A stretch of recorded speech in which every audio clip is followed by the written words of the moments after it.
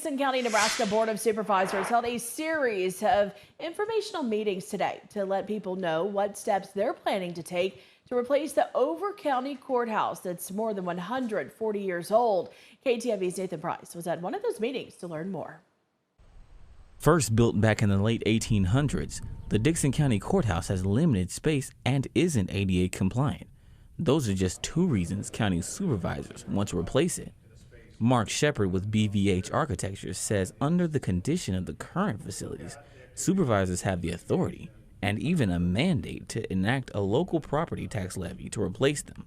So the maximum amount is $12.5 million for this project, and it's really based on they're looking at the statutory reference where it allows and actually mandates counties in Nebraska to take care of their facilities.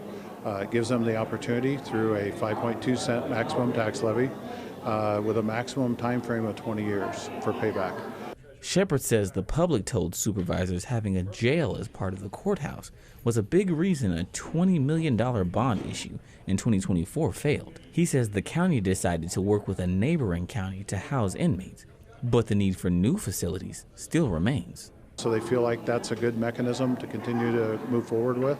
But at the same time, they still have to have a building to meet all the other services. Courts in particular are a real challenge, and how they deal with the courtroom without accessibility, but also just safety and security for everybody involved in a trial.